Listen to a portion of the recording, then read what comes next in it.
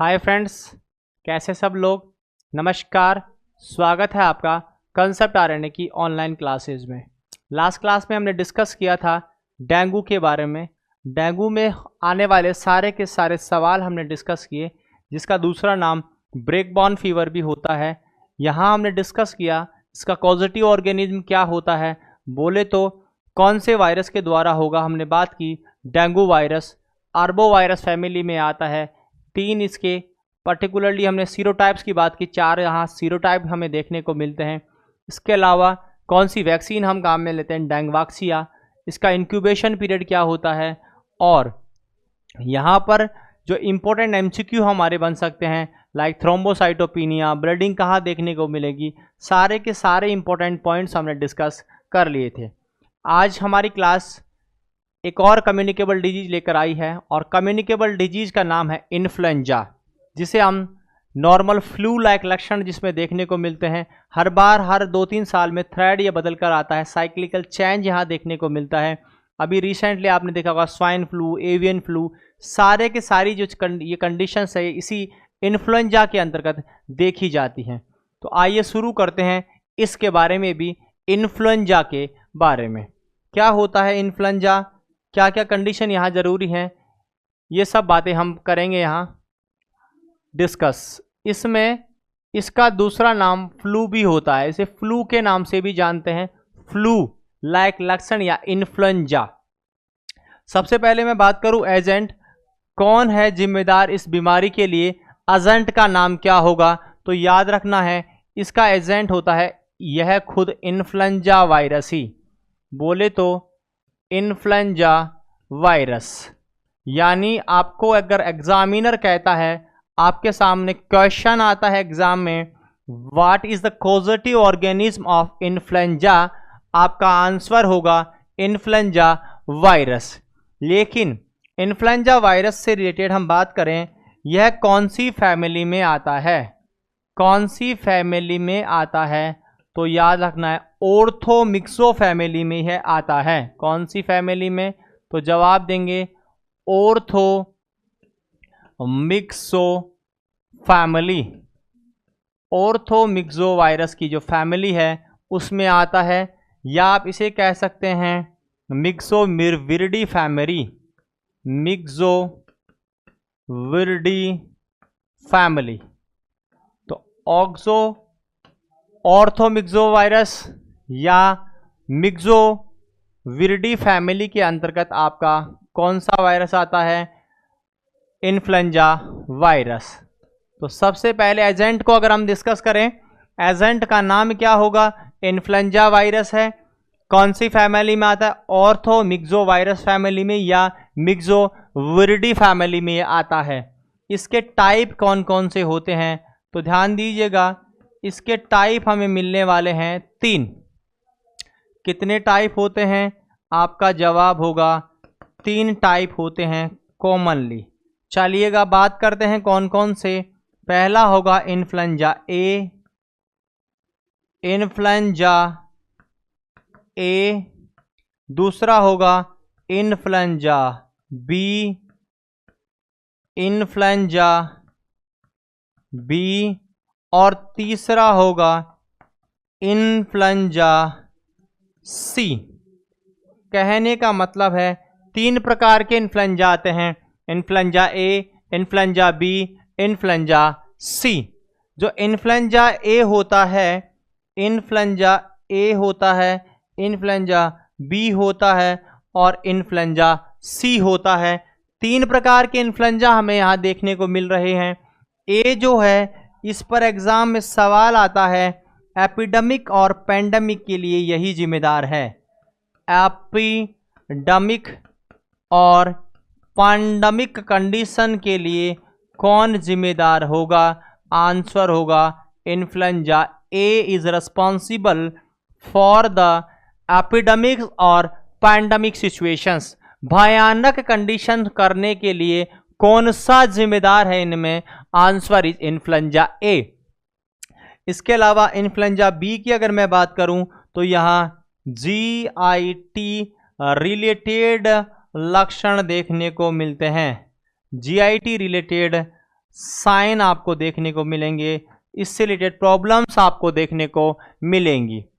Influenza C जो है यह बहुत ज़्यादा अब इतना नाउ ए डेज में बहुत ज़्यादा पॉपुलर नहीं है, not popular now A days, बहुत ज़्यादा पॉपुलर नहीं है, बहुत ज़्यादा लक्षण यहाँ देखने को हमें नहीं मिल रहे हैं। तो not popular now A days, not popular now a day, इस समय यह बहुत ज़्यादा पॉपुलर नहीं है। तो सबसे पहले हमने बात की एजेंट के बारे में। हमारी बीमारी का नाम है इन्फ्लुएंजा, जिसे हम एक और नाम से जानते हैं जिसे हम फ्लू भी कह रहे हैं। एजेंट का नाम बताओ, आपका जवाब होगा इन्फ्लुएंजा वायरस, यानी यह वायरस के द्वारा होने वाली बीमारी है। और मैं कह सकता हूँ यह भी जो आपका वायरस है यह आरएनए वायरस होता है। कैसा वायरस है? आरएनए वायरस यह भी होता है। फैमिली कौन सी है? तो याद रखना है ऑर्थोमिक्सो वायरस की यह फैमिली होती है, या मिक्सोविरिडी फैमिली के अंतर्गत यह आता है। इन्फ्लुएंजा ए, इन्फ्लुएंजा बी और इन्फ्लुएंजा सी। ए एपिडेमिक या पैंडेमिक करने के लिए जिम्मेदार है, बी वाला जीआईटी रिलेटेड लक्षण दिखाता है, सी वाला भी वर्तमान में पॉपुलर नहीं है। एग्जाम के दृष्टिकोण से दो सवाल, ऑर्थोमिक्सो वायरस या इन्फ्लुएंजा वायरस, सबसे डेंजर कौन सा? ए वाला। चलिएगा आगे, कुछ पर्टिकुलर थ्रेड जो कंफ्यूज करेंगे आपको। जब भी आपको नजर आए H1N1 समझ जाना स्वाइन फ्लू की बात हो रही है। किसकी बात हो रही है? Swine flu. स्वाइन फ्लू जो है वह H1N1 जो कि किसके द्वारा स्प्रेड हुआ था? तो याद रखना है पिग के द्वारा। क्लियर है? स्वाइन फ्लू का जो थ्रेड है वह H1N1 थ्रेड कहलाता है। दूसरा है H5N5 जिसे हम बोलते हैं एवियन फ्लू। क्या बोलते हैं? Avian flu. इसी का नाम है बर्ड्स फ्लू। पक्षियों में जो होता है उसे हम बोलते हैं एवियन फ्लू या बर्ड्स फ्लू, जिसका थ्रेड है H5N1 और स्वाइन फ्लू का थ्रेड है H1N1। अब ध्यान दीजिएगा, यहां पर जो नाम लिखा है H और N, इनके कुछ पर्टिकुलर नाम होते हैं जो हम डिस्कस करेंगे। इसके अलावा जस्ट मैंने बताया था कि आपका जो स्वाइन या आपका वायरस होता है इन्फ्लुएंजा, यह साइक्लिकल ट्रेंड दिखाता है, हर 1-2 साल बाद अपना रूप बदल कर आता है। तो स्पेशली कौन सा होता है? ध्यान दीजिएगा, साइक्लिक ट्रेंड होगा किस में? तो आपका जवाब होगा इन्फ्लुएंजा, इन्फ्लुएंजा ए में। जो इन्फ्लुएंजा ए है यह साइक्लिकल ट्रेंड दिखाता है कितने समय में?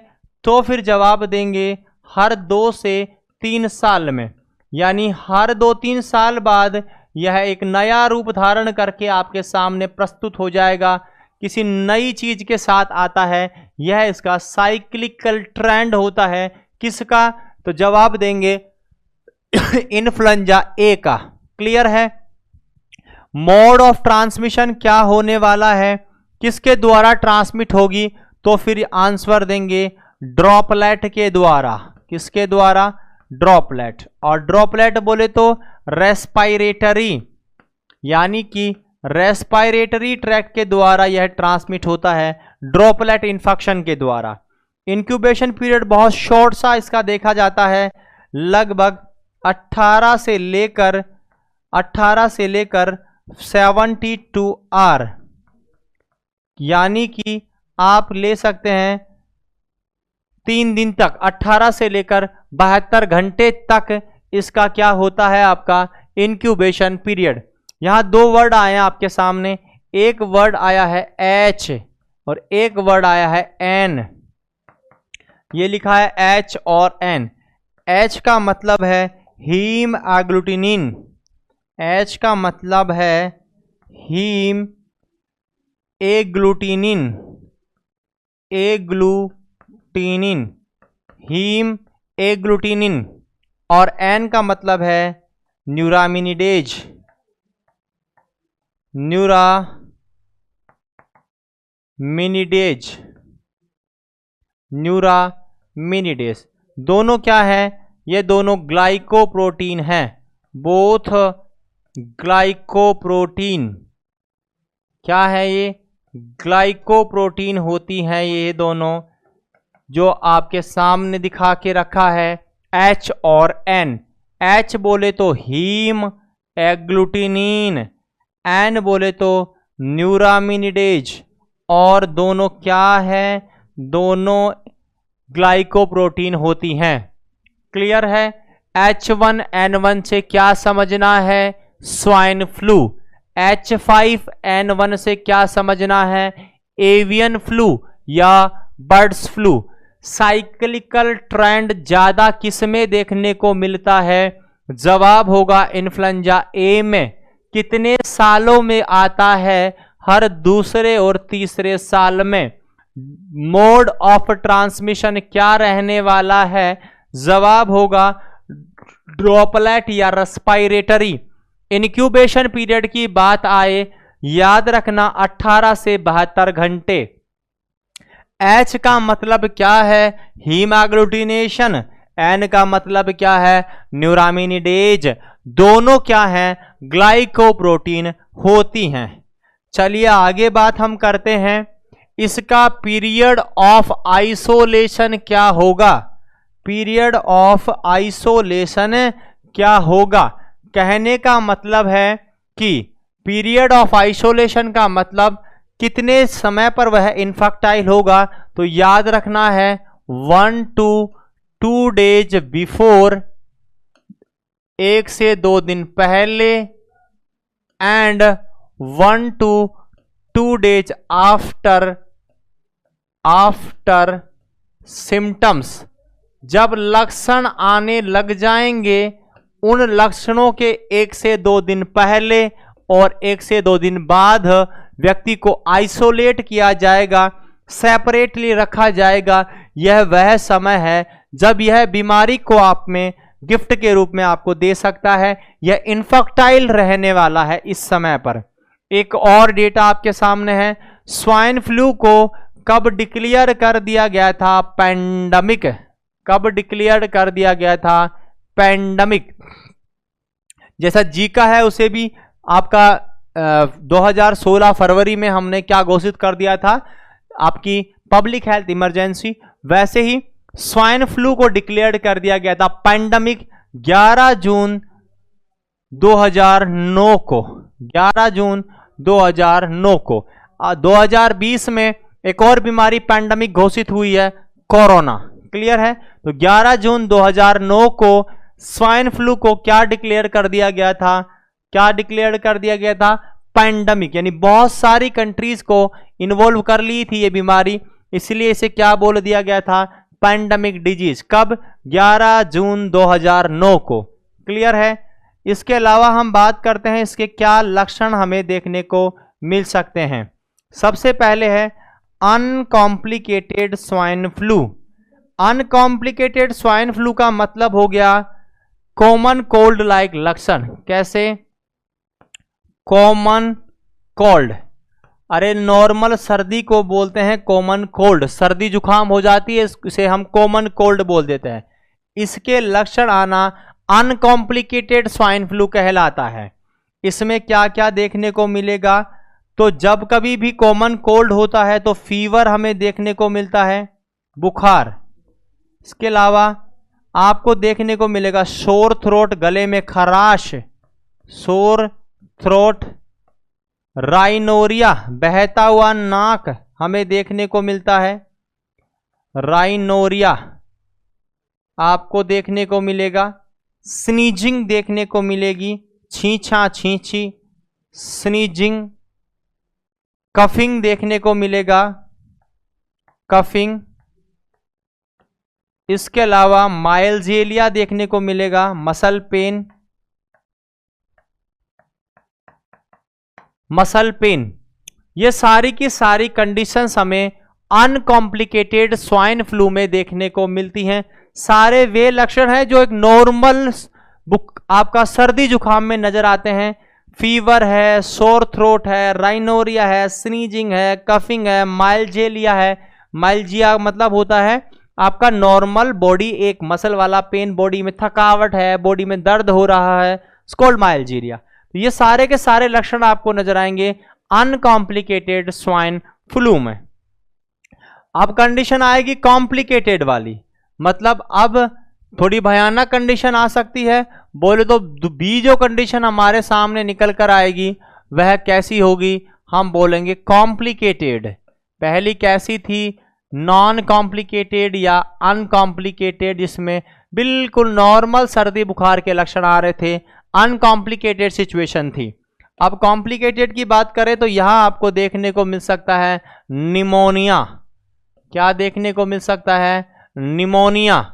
देखा होगा बहुत बार जब सर्दी जुकाम ठीक नहीं होती तो एक विकराल रूप धारण कर लेती है और बच्चों में अक्सर निमोनिया देखने को मिलता है, तो निमोनिया देखने को मिल सकता है। इसके अलावा CNS सेंट्रल नर्वस सिस्टम का इन्वॉल्वमेंट देखने को मिल सकता है, यानी कि आपका सबसे इंपॉर्टेंट जो सिस्टम है बॉडी का, सेंट्रल नर्वस सिस्टम, बोले तो ब्रेन एंड स्पाइनल कोड, ये दोनों इसमें इन्वॉल्व हो सकती हैं। और आपको डायरिया देखने को मिल सकता है, और डायरिया अगर लगातार होता है तो फिर बॉडी किस में चली जाएगी, हाइपोवोलेमिक शॉक में चली जाएगी। यह आपको इसकी तीसरी स्टेज में नजर आ सकता है। तो निमोनिया हो सकता है, CNS का इन्वॉल्वमेंट हो सकता है, और डायरिया देखने को मिल सकता है। Complicated stage of A swine flu या इन्फ्लुएंजा। चलिए आगे बात करते हैं और प्रोग्रेसिव स्टेज की बात करते हैं। इसमें क्या नजर आएगा प्रोग्रेसिव स्टेज में, तो आपको नजर आएगा CNS प्रॉब्लम्स, आपकी सेंट्रल नर्वस सिस्टम की समस्याएं आपको देखने को मिल सकती हैं। ऑक्सीजन इंपेयरमेंट, आपकी बॉडी में जो प्राणवायु है उसका इंपेयरमेंट, श्वसन प्रॉपर नहीं हो रहा है, ऑक्सीजन सैचुरेशन प्रॉपर नहीं चल रहा है, इसे हम बोलते हैं ऑक्सीजन इंपेयरमेंट। इसके अलावा cardiopulmonary impairment, cardiopulmonary impairment, cardiopulmonary impairment भी देखने को मिल सकता है। हार्ट और लंग्स दोनों की समस्याओं को बोलते हैं कार्डियोपल्मोनरी इंपेयरमेंट, यह भी हमें देखने को मिल सकता है। इसके अलावा ध्यान दीजिएगा और क्या कंडीशन आपको नजर आएगी, जब डायरिया वहां था तो यहां आपको नजर आ सकता है शॉक की कंडीशन, शॉक या हाइपोवोलेमिक शॉक कहिएगा ड्यू टू डिहाइड्रेशन, तो आप कहेंगे हाइपोवोलेमिक शॉक आपको देखने को मिल सकता है, हाइपोवोलेमिक शॉक। तो ये कुछ प्रोग्रेसिव स्टेजेज हैं, इसमें CNS प्रॉब्लम है, ऑक्सीजन इंपेयरमेंट है, कार्डियोपल्मोनरी इंपेयरमेंट है, हाइपोवोलेमिक शॉक है, ये सारी की सारी कंडीशंस नज़र आ सकती हैं बॉडी में। डिहाइड्रेशन बॉडी में हो सकता है, क्योंकि जब डायरिया हुआ होगा तो आपको यह कंडीशन नज़र आनी है। कहने का मतलब लक्षणों को ओवरऑल 3 स्टेज में इन्होंने बांट रखा है। पहला है uncomplicated swine flu, common symptom है जो एक बिल्कुल नॉर्मल सर्दी बुखार में नजर आते हैं, कॉमन कोल्ड के जो लक्षण हैं वो यहाँ दिख रहे हैं।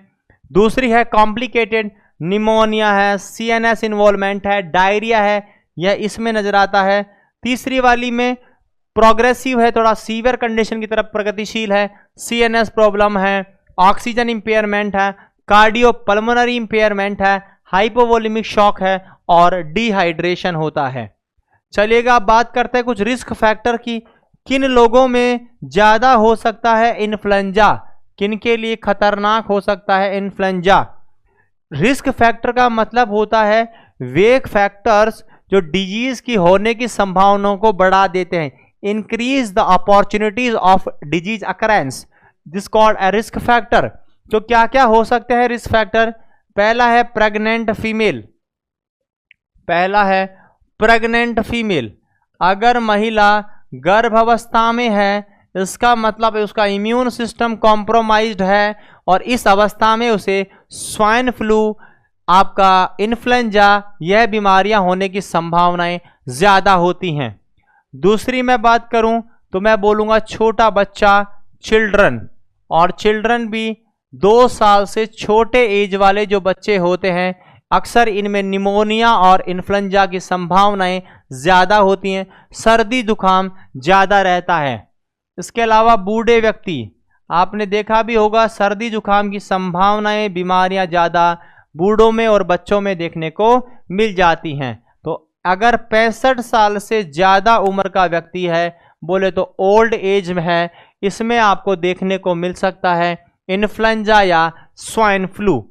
इसके अलावा मैं बात करूं और कौन सा ग्रुप हो सकता है, तो immunocompromised persons, immunocompromised person, immunocompromised person, वे व्यक्ति जिनका इम्यून सिस्टम कॉम्प्रोमाइज्ड है, उन जिनका इम्यून सिस्टम दयनीय अवस्था में है, उन लोगों में भी आपका स्वाइन फ्लू या इन्फ्लुएंजा ज़्यादा देखने को मिल सकता है। या पर्सन विथ कार्डियो, आपका COPD, बोले तो chronic obstructive pulmonary diseases, chronic obstructive pulmonary diseases, यह आता है रेस्पिरेटरी सिस्टम में COPD। इसमें COPD से रिलेटेड जो समस्याएं हैं लोगों, वे व्यक्ति जिनमें रेस्पिरेटरी समस्याएं हैं, उन लोगों में यह अक्सर देखा जाता है। तो सुनिएगा, रिस्क फैक्टर में कौन कौन हो सकता है। एक प्रेग्नेंट फीमेल हो सकती है, एक बच्चा हो सकता है जिसकी उम्र 1 साल से 2 साल से कम है, एक वृद्ध व्यक्ति हो सकता है जिसकी उम्र 65 साल से ज़्यादा है, एक इम्यूनो कॉम्प्रोमाइज्ड व्यक्ति हो सकता है जिसका इम्यून सिस्टम दयनीय है, कम है, इम्यून सिस्टम डिप्रेस है, उसमें बीमारी हो सकती है, या पर्सन जिसे क्रॉनिक ऑब्स्ट्रक्टिव पल्मोनरी डिजीजेज हैं, उनमें देखने को मिल सकता है। चलिए आगे बात करते हैं, डायग्नोस्टिक इवाल्युएशन को लेकर चलते हैं। आप क्या क्या डायग्नोस्टिक इवाल्युएशन कर सकते हैं। पहला है PCR, बोलते हैं पॉलीमरेज चेन रिएक्शन। यही टेस्ट कोरोना के लिए भी किया जा रहा है, क्योंकि यह बीमारी भी रेस्पिरेटरी ट्रैक्ट, बोले तो ड्रॉपलेट इन्फेक्शन के द्वारा होने वाली ही बीमारी है। तो PCR का मतलब है polymerase chain reaction, polymerase chain reaction, polymerase chain reaction. यह बीमारी स्वाइन फ्लू और इन्फ्लुएंजा के लिए यह टेस्ट किया जाता है PCR, पॉलीमरेज चेन रिएक्शन। इसके अलावा इसमें जो स्वाब लेते हैं यह भी परफॉर्म होता है। स्वाब में नाक से स्वाब या थ्रोट से स्वाब लिया जाता है, नेजोफेरेंजियल और थ्राइड स्वाब। इसमें भी हम क्या डिटेक्ट करते हैं, वायरस की प्रेजेंट डिटेक्ट करते हैं, वायरस को। आपने देखा होगा जब आजकल कोरोना के अंदर, या जब हम ऐसी बीमारियां जो रेस्पिरेटरी ट्रैक्ट से रिलेटेड हैं उनका असेसमेंट करते हैं, उनका टेस्ट करवाना चाहते हैं, तो स्वाब लिया जाता है नेजल सिक्रेशन का या थ्रोट सिक्रेशन का, और उसको लेबोरेटरी में टेस्ट करके हम उसमें उपस्थित वायरस की जानकारी प्राप्त करते हैं, और उस जानकारी के आधार पर हम कंफर्म करते हैं कि व्यक्ति को क्या बीमारी है, किस बीमारी से ग्रसित यह व्यक्ति है। तो ये सारे के सारे पॉइंट्स थे जो हमने डिस्कस किए हैं, किससे रिलेटेड, डायग्नोस्टिक इवाल्युएशन से रिलेटेड। बोले तो पॉलीमरेज चेन रिएक्शन या नासोफैरिंजियल या थ्रोट स्वाब। चलिए आगे बात हम करते हैं। इसके बाद आपका आता है ट्रीटमेंट। इलाज भी तो करना पड़ेगा। अगर व्यक्ति जो है, अगर हम इन्फ्लुएंजा से ग्रसित है तो उसका इलाज कैसे करना है, तो इलाज करने में ध्यान दीजिएगा, ड्रग ऑफ चॉइस जो आती है दैट इज ओसेल्टामिविर, ओसेल्टामिविर।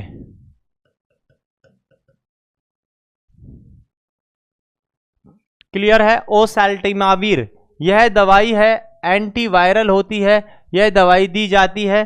कितना देते हैं तो ध्यान रखना है, 75 mg बीडी दी जाती है फॉर 5 डेज।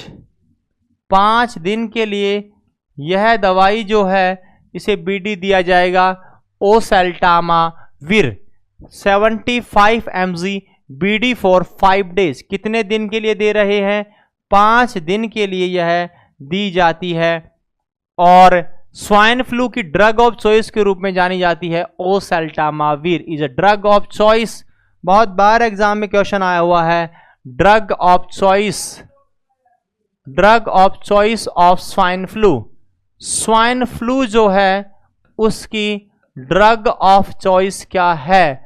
आंसर देना ओसेल्टामाविर। ओसेल्टामाविर जो आपकी दवाई है यह इसकी ड्रग ऑफ चॉइस के रूप में काम आती है। और कितने दिन के लिए हम काम में ले रहे हैं? याद रखना है 5 दिन के लिए काम में ली जाती है। कितना mg दे रहे हैं? 75 mg है दी जाती है। आगे हम बात करते हैं वैक्सीन से रिलेटेड। यहां पर वैक्सीन का भी जिक्र है। हमने बताया जितनी भी कम्युनिकेबल डिजीजेज होती हैं यह डिजीजेज ज्यादातर आपकी वैक्सीन से प्रिवेंट होती हैं। दवाइयां बहुत ज्यादा यहां कारगर साबित नहीं होती हैं। तो यह जो आपकी वैक्सीन है, ध्यान दीजिएगा, यहां पर इनएक्टिवेटेड किल्ड वैक्सीन यहां हम दे रहे हैं। इनएक्टिवेटेड किल्ड वैक्सीन क्या मतलब होता है? इनएक्टिवेटेड वैक्सीन का हम बताए थे, पहले भी इसके बारे में हम जिक्र कर चुके हैं। ऐसी वैक्सीन जो कि लाइव माइक्रो ऑर्गेनिज्म से नहीं बनी है, मतलब लाइव माइक्रो ऑर्गेनिज्म जो है उसे बार बार रिपीटेडली लेबोरेटरी में आपने क्या करवा दिया? एटीन्यूएटेड कर दिया है और फिर काम में ले रहे हैं, तो हम उन्हें बोल देते हैं लाइव वैक्सीन। लेकिन अगर किल्ड वैक्सीन की मैं बात करूं तो माइक्रो ऑर्गेनिज्म को मारकर जो वैक्सीन बनाई जाती है उनसे, उसे हम किल्ड वैक्सीन कह देते हैं। तो जो किल्ड वैक्सीन आती हैं वो जिसके इस इन्फ्लुएंजा के लिए यूज होने वाली वैक्सीन है, सिंगल वैक्सीन होती है, आईएम रूट से ली जाने वाली है, एनुअल वैक्सीन है। एनुअल वैक्सीन का मतलब होता है साल में एक बार, एनुअल वैक्सीन है। और कितने समय तक कारगर साबित रहेगी? तो 6 से 12 महीने तक यह इफेक्टिव होती है। कितने महीने तक इफेक्टिव रहेगी? 6 से 12 महीने तक इफेक्टिव रहती है। अब काम की बात, इसका स्ट्रेन पूछ सकते हैं, कौन सा स्ट्रेन इसमें आता है? याद रखना है ए कैलिफोर्निया 7 2009 वी लाइक स्ट्रेन काम आ रहा है। यहां ए अपने आप में टाइप को दिखाता है, साथ यहां सीरीज को दिखा रहा है, वी यहां शेप को दिखा रहा है। कितने दिन तक काम करती है ये वैक्सीन? याद रखना है। एंटीबॉडी कब बनेगी? तो एंटीबॉडी 14 दिन बाद बनती है एडमिनिस्ट्रेशन के। याद रखना है एंटीबॉडी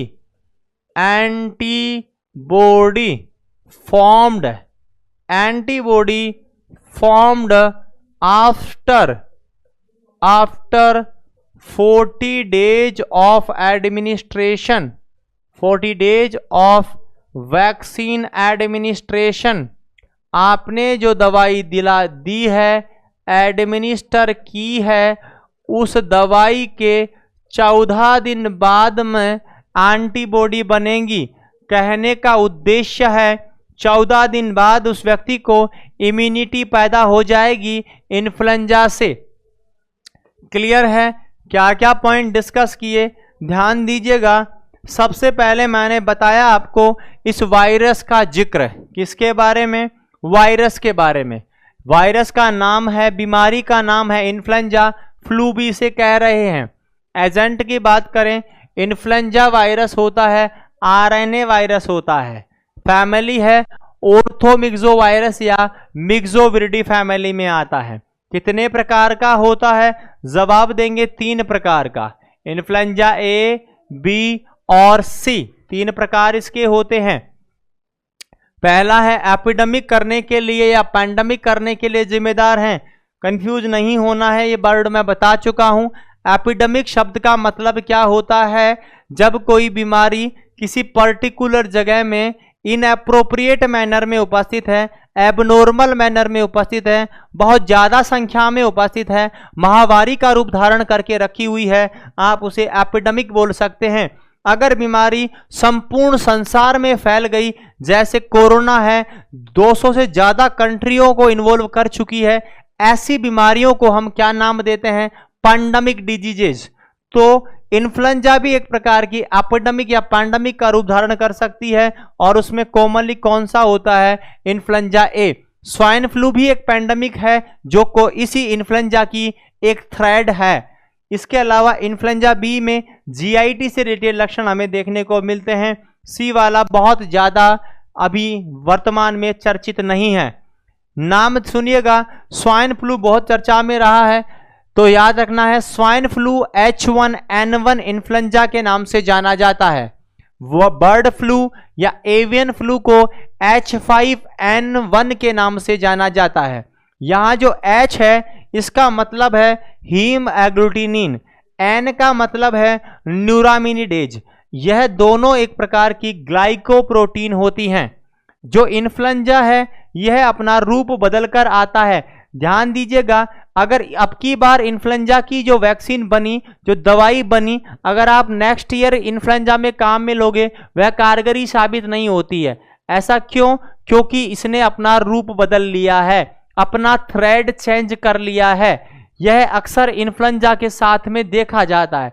इसलिए ऐसा भी बोलते हैं कि वैक्सीन प्रिवेंटेबल डिजीज नहीं है ये इन्फ्लुएंजा, वैक्सीन के दम पर आप इसे रोक नहीं सकते हैं।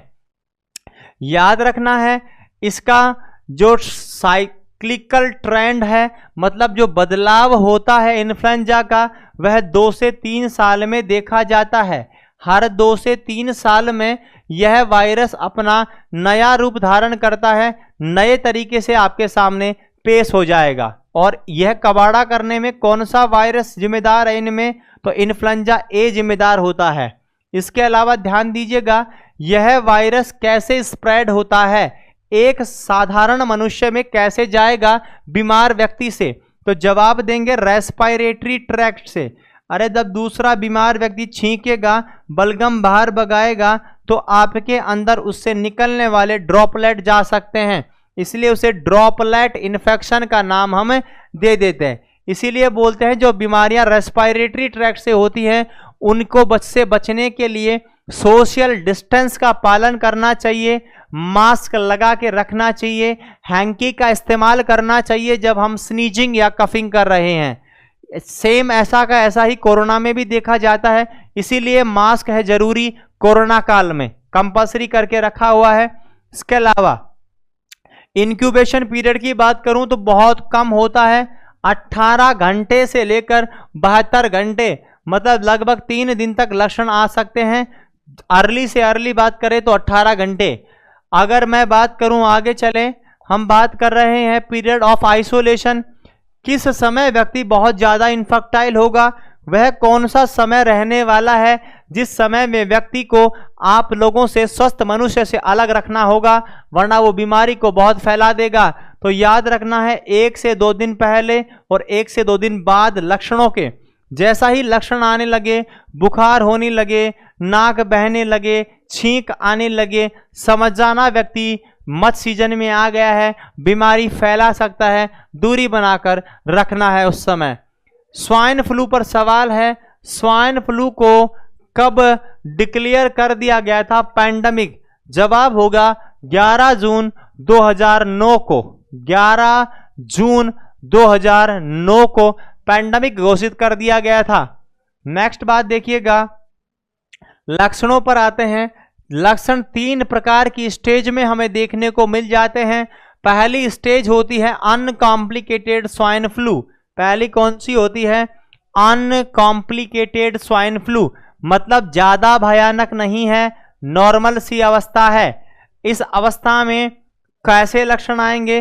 तो कॉमन कोल्ड के आएंगे, इसीलिए फ्लू का नाम दिया जाता है। फ्लू बोलते हैं नॉर्मल सर्दी बुखार को। इसमें क्या आएगा? बुखार होएगी, गले में खरखराहट होगा, नाक बहेगा, स्नीजिंग होगी, कफिंग होगी, बॉडी में दर्द होगा। ये सारे के सारे लक्षण तुम्हें नजर आएंगे अनकॉम्प्लिकेटेड स्टेज में। अब जब अनकॉम्प्लिकेटेड स्टेज को ठीक नहीं किया, व्यक्ति कौन सी में चले जाना है, कॉम्प्लिकेटेड स्टेज में। यहाँ क्या नजर आना है, निमोनिया हो सकता है। अक्सर आपने सुना भी होगा गांव में अपने बड़े बुजुर्गों से कि अगर ज़्यादा समय दिनों तक बच्चों में सर्दी रहती है तो उसे निमोनिया हो जाता है। क्लियर है। दूसरा CNS का इन्वॉल्वमेंट यहाँ हो सकता है। और तीसरा है डायरिया, क्योंकि जब ऑक्सीजन का कंसंट्रेशन घटने लगेगा तो कहीं ना कहीं न्यूरॉन सेंसिटिव होते हैं ऑक्सीजन और ग्लूकोज के प्रति, तो उनमें भी उनमें चेंजेस आना शुरू हो जाता है। इसीलिए मैंने कहा CNS का इन्वॉल्वमेंट यहां देखने को मिलेगा। आगे बात करते हैं प्रोग्रेसिव चेंजेस की। प्रोग्रेसिव चेंज में तुम्हें क्या नजर आ सकता है, ध्यान दीजिएगा। यहां पर निमोनिया देखने को मिल सकता है, CNS का इन्वॉल्वमेंट देखने को मिल सकता है और डायरिया कॉम्प्लिकेटेड में। लेकिन अगर हम बात करें प्रोग्रेसिव की, यहां क्या होगा तो हम बोलेंगे CNS का प्रॉब्लम हो जाएगा, ऑक्सीजन इंपेयरमेंट हो जाएगा, कार्डियोपल्मोनरी इंपेयरमेंट हो जाएगा, हाइपोवोलेमिक शॉक हो सकता है और डिहाइड्रेशन हो सकता है। ये दोनों कंडीशन किसकी देन है, डायरिया की देन है। इस वजह से शॉक के लक्षण भी देखने को मिल सकते हैं इन्फ्लुएंजा में। रिस्क फैक्टर क्या हो सकता है, अरे वो कौन सा एज ग्रुप होगा जिसमें ज्यादा हो सकती है ये बीमारी, तो बताया गर्भावस्था हो सकती है, एक बच्चा जिसकी उम्र 2 साल से कम है वह हो सकता है, ओल्ड एज जिसकी उम्र 65 साल से ज्यादा है वह हो सकता है, इम्यूनो कॉम्प्रोमाइज्ड व्यक्ति जिनका इम्यून सिस्टम बहुत दयनीय है वे हो सकते हैं, या पर्सन जिन्हें COPD की समस्या है। बोले तो आपका COPD रेस्पिरेटरी समस्या होती है, जिसमें आप जो क्रॉनिक ऑब्स्ट्रक्टिव केसेस होते हैं जिनमें लंबे समय तक एयरवे का ऑब्स्ट्रक्शन देखने को मिलता है, अस्थमा है, ये सारी बीमारियां इसमें आ जाती हैं। इसके अलावा हमने बात किया टेस्ट क्या कर सकते हैं, तो बताया कॉमन टेस्ट PCR होता है, polymerase chain reactions, DNA assessment करते हैं इसमें। इसके अलावा नेजोफेरेंजियल या थ्रोट स्वाब लेकर भी वायरस का डिटेक्शन आप इसमें कर सकते हैं। ट्रीटमेंट की बात करें तो ओसेल्टिमावीर आपकी इसकी ड्रग ऑफ चॉइस होती है, जो कि 75 mg BD 5 दिन के लिए दी जाती है। अगर मैं वैक्सीन की बात करूं तो यहां 2 प्रकार की वैक्सीन है, लाइव वैक्सीन और किल्ड वैक्सीन। जो लाइव वैक्सीन आपकी होती है वह आपकी नेजल रूट से दी जाती है, लेकिन जो वैक्सीन किल्ड वैक्सीन है आपके सामने है, इनएक्टिवेटेड किल्ड वैक्सीन इसे हम बोल रहे हैं। यह वैक्सीन सिंगल डोज है, IM रूट से दी जा रही है, एनुअल वैक्सीन होती है, इफेक्टिवनेस 6 से 12 महीने की इसकी होती है। स्ट्रेन पर सवाल, स्ट्रेन बोले तो A California 7 2009 V like strain होता है। A क्या बता रहा है, टाइप को बता रहा है, यहां पर 7 जो 7 है वह सीरीज को बता रहा है, V यहां शेप को बता रहा है। वैक्सीन देने के कितने दिन बाद इम्यूनिटी डेवलप होगी, वैक्सीन देने के कितने दिन बाद आपकी क्या होगा, एंटीबॉडी बनेगी, सही जवाब होगा 14 दिन बाद में। चलिए आगे बात करते हैं। लाइव वैक्सीन जो होती है, लाइव वैक्सीन, यह वैक्सीन कौन से रूट से दी जाती है, तो जवाब होगा नेजल स्प्रे से। यहां पर सवाल भी आता है इसको लेकर कि only which vaccine given by nasal route, तो याद रखना है विच vaccine given by nasal route, which vaccine given by nasal route, nasal route से कौन सी वैक्सीन दी जाती है, तो याद रखना है किसकी वैक्सीन को नेजल रूट से दे रहे हैं, इन्फ्लुएंजा वैक्सीन को दे रहे हैं। कौन सी वैक्सीन को दे रहे हैं, इन्फ्लुएंजा वैक्सीन को, तो याद रखना है इन्फ्लुएंजा वैक्सीन। अगर यही सवाल आता है बताओ कौन सी बीमारी है जो वैक्सीन प्रिवेंटेबल नहीं है, तो भी आंसर क्या देंगे हम, इन्फ्लुएंजा। यह जो है कब लगाई जाती है, 6 महीने पहले एज में ये लगाई जाती है नेजल स्प्रे रूट से। प्रायोरिटी बताओ किस किस में अंदर देना है आपकी इन्फ्लुएंजा की रोकथाम को, तो प्रेग्नेंट फीमेल, क्योंकि प्रेग्नेंट फीमेल जो होती है वह ज़्यादा रिस्की ग्रुप है यहाँ पर। दूसरा, चिल्ड्रन 6 महीने से कम जो है वह इसमें आता है, और अडल्ट जो 15 से लेकर 45 साल एज ग्रुप का होता है वह भी इस ग्रुप में आता है। इनको आपको प्रायोरिटी पर लेना है। चलिए आगे बात करते हैं, एक एमसीक्यू बताते हैं इससे रिलेटेड। एमसीक्यू है, विच डिजीज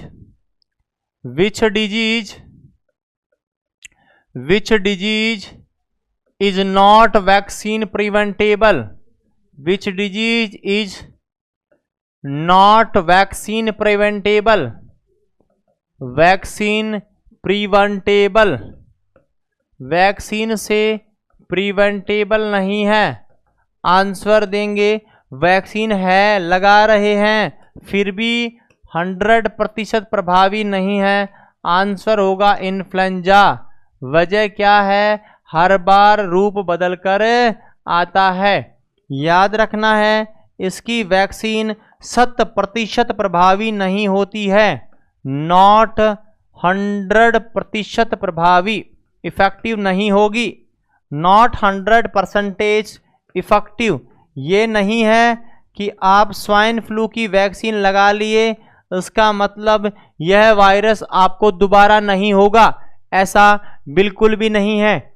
आपका यह बीमारी एक ऐसी बीमारी है जो कंप्लीटली पूर्ण तरीके से वैक्सीन पर निर्भर नहीं करता है।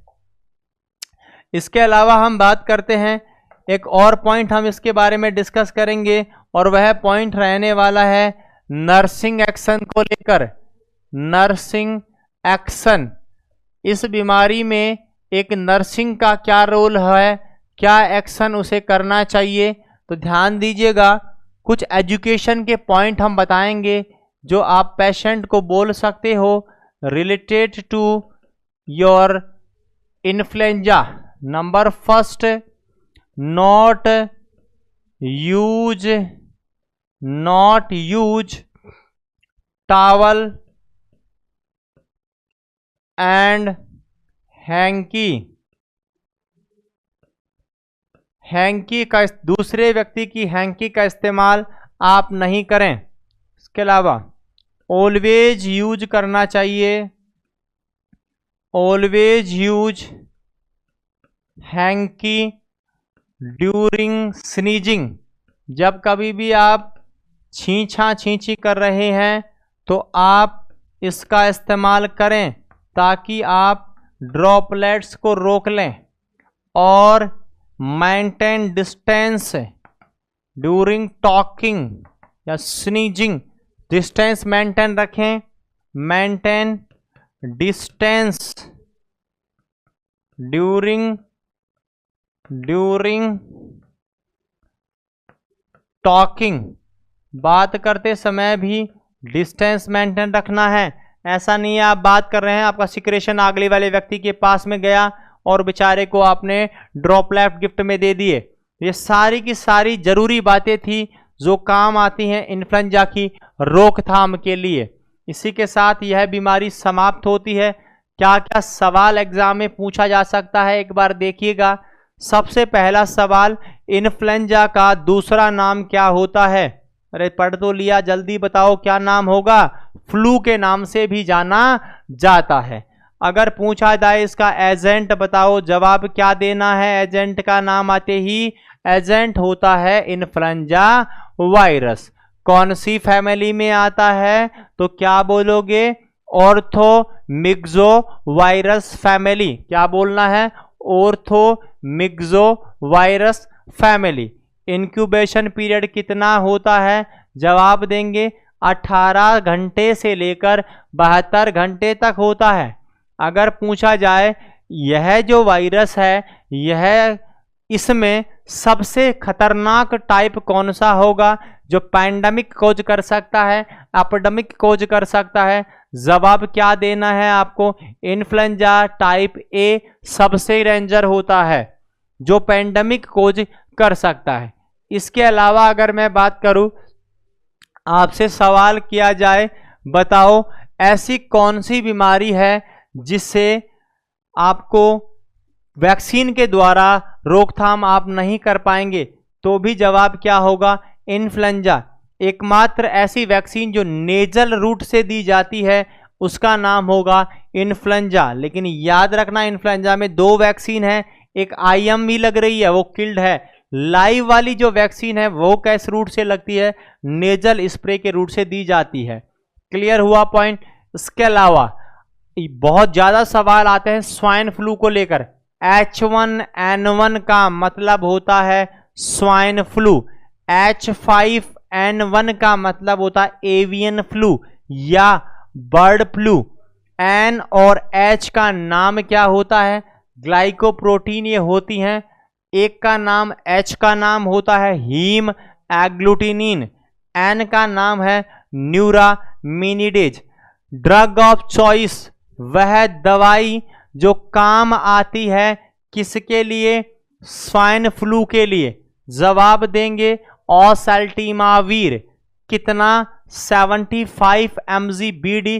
कितने दिन तक? 5 दिन तक। वैक्सीन जो आप दे रहे हैं इन्फ्लुएंजा की, कितने समय बाद प्रभावी होती है? कितने समय बाद एंटीबॉडी बनाएगी? जवाब होगा 14 दिन बाद।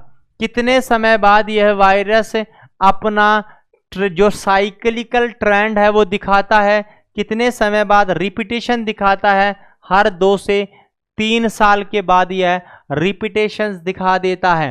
ये सारे के सारे सवाल ऐसे हैं जो एग्जामिनर के जहन में होते हैं और आपसे एग्जामिनर क्वेश्चन पुट कर सकता है।